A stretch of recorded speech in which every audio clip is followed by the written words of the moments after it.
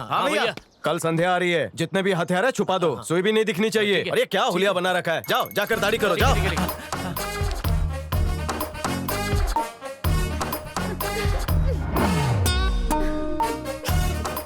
दाढ़ी तो निकाल दी ना, कम से कम मेरी घनी मूछें तो रहने दो। अगर गलती से ये औजार किसी के ऊपर गिर गया तो उसके गर्दन का तो आखिरी दिन होगा। धन्यवाद दोस्तों, सच्चाई छुपाने के लिए तुम सब मेरा साथ देते हो। धन्यवाद कहकर हमें शर्मिंदा मत कीजिए भैया, आपने जो त्याग किया है उसके सामने ये कुछ नहीं है।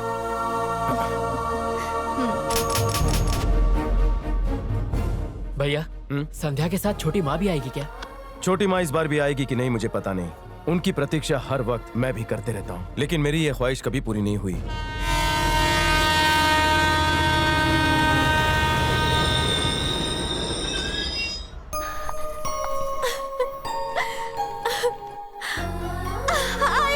भैया संध्या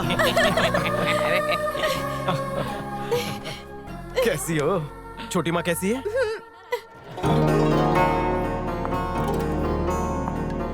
छोटी माँ भी आई है। आओ माँ। आपको यहाँ देखकर मुझे बहुत खुशी हुई। आपके बिना वो घर अधूरा है। वाह भैया, शादी के बाद तो तुम बहुत बिजी हो जाओगे। मेरे लिए लड़का कौन ढूंढेगा? तेरे लिए तो मैं राजकुमार ढूंढ के लाऊंगा जो मेरी बहन को रानी की तरह रखेगा।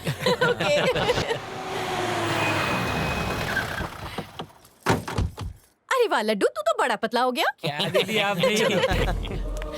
घर में कदम रखते ही बचपन की सारी यादें ताजा हो गई भैया। अरे जवानी के किस्से सुनो, तुम पागल ही हो जाओगी। अरे कौन मारा? क्या हुआ? अंदर आओ। नहीं आऊंगी। पर क्यों? आरती भी नहीं उतारी किसी ने मेरी, क्यों आऊंगी मैं अंदर? आ गई भाभी। मेरी प्यारी ननद। वाह भाभी, भैया पर तो जादू कर दिया है। हमेशा बस आप ही की बातें करते हैं, मेरी तो अब कोई बात ही नहीं सुनते भैया। ऐसा कुछ नहीं है ननद जी, तुम तो इनकी लाडली हो। भैया। हाँ संध्या। पापा के दूसरे रूप से मिलने के लिए मैं बहुत उतावली हूँ। मतलब? क्या भैया, नहीं समझे? तुम्हारे बेटे के रूप में। बहुत नटखट हो तुम। अब तुम डॉक्टर हो ना, सब कुछ तुम संभालना। ठीक है, मैं ही संभालूंगी। वाओ, क्या बात है भाभी, कितना अच्छा सजाया है। सब कुछ इन्होंने किया है।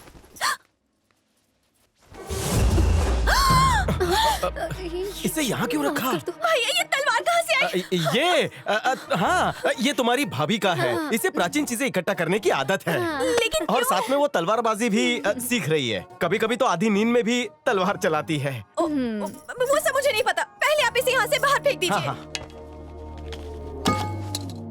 फेंक दी, अब शांति मिली, जाओ आराम करो। तुम कहाँ जा रही हो? तलवार किसने रखी थी?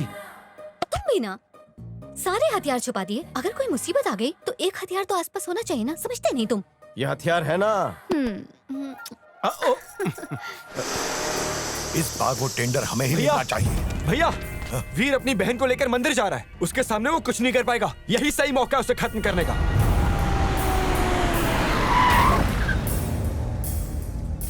चलो।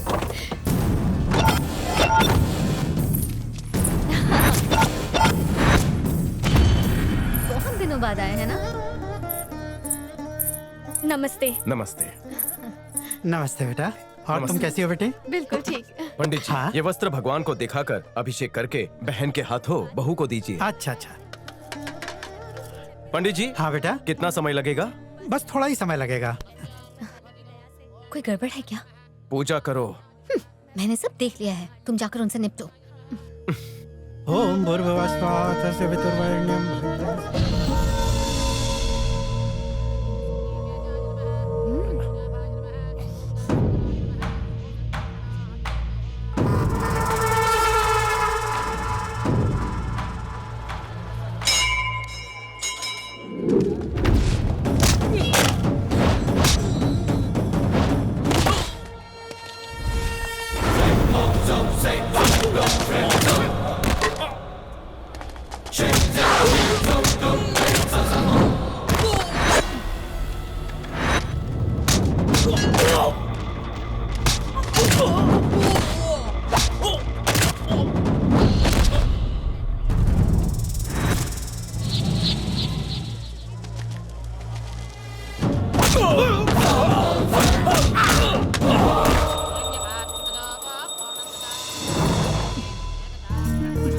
लो बेटा, आरती ले लो।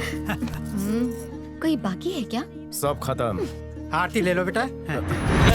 सुना संध्या, ये किसने कहा? डॉक्टर बनने के बाद ऑपरेशन भी करना, सिर्फ कोट पहन के घूमती मत रहना। थोड़ा मीठा मीठा बोलो। हाँ ला मुझे दे। पहले भैया लेंगे। अच्छा ठीक है। लो लो। मुझे भी देना। ये मेरी संध्या ने बनाया ना? हाँ। पतिलाला। मस्त है ना? लीजिए भैया। मस्त है। ढक्कन चम्मच पकड़।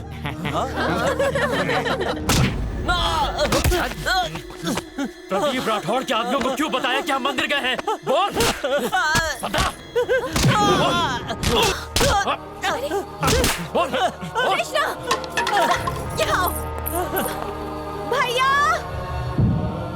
क्या हुआ? मुझे आपसे बात करनी है।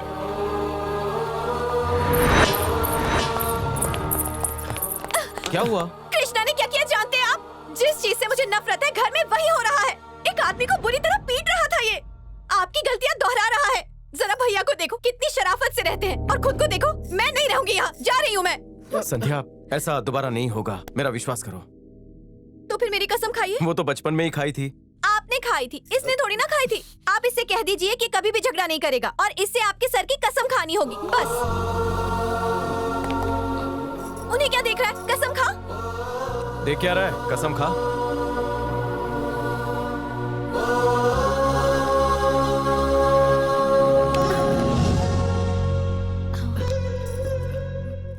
संध्या, तुम परेशान मत हो। अब इसने मेरी कसम खा ली है ना, तो आगे से ये ऐसा कोई काम नहीं करेगा। अब हंस के दिखाओ। खुश? चलो मेरे साथ। ये क्या? तुमने ऐसा क्यों किया? मुझे कुछ हो गया तो परवाह नहीं, पर अगर तुम्हें कुछ हो गया तो मैं जी नहीं पाऊंगी। मैं बहुत भाग्यशाली हूँ। उसकी गर्दन काट के ले आने को बोला था और तुम आ गए खाली हाथ। तुम कुछ काम के नहीं। पतिदेव, जो काम तुम्हें करना चाहिए था, वो काम तुम किसी और से करवा रहे थे। क्या वचन दिया था तुमने मुझे? मार दूंगा उसे। कामयाब हो पाए उसमें? नहीं ना, बस बहुत हुआ, अब और नहीं। इसलिए मैं ये क्या कर दिया? याद रखना, मरने के बाद भी मुझे शांति नहीं मिलेगी जब तक वो वीर मर नहीं जाता। मेरी आत्मा भटकेगी। अगर चाहते हो कि मुझे मोक्ष मिले तो उस वीर के टुकड़े टुकड़े कर देना। देखो, वीर!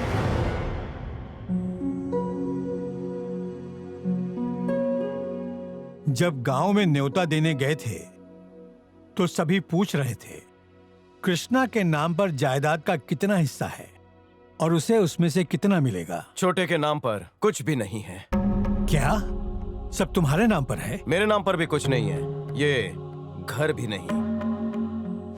ये तुम क्या कह रहे हो? तो ये जायदाद किसके नाम पर है? अवनी, ये घर और पूरी जायदाद हमने संध्या के नाम कर दी है।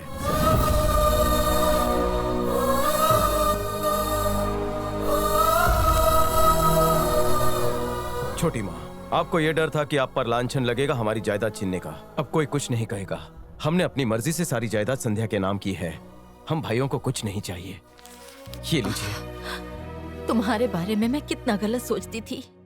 तुमसे और तुम्हारे पापा से मैंने हमेशा घृणा की है, पर तुमने हमेशा मुझे मान दिया।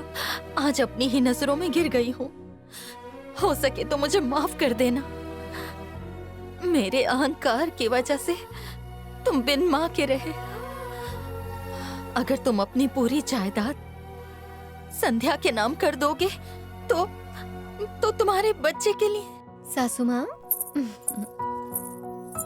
ये है ना हम दोनों के लिए, और कुछ नहीं चाहिए। देखा, इसे कहते हैं परिवार। और इस घर में मेरी बेटी बहू बनने वाली है। ये मेरा सौभाग्य है। मैं धन्य हुआ।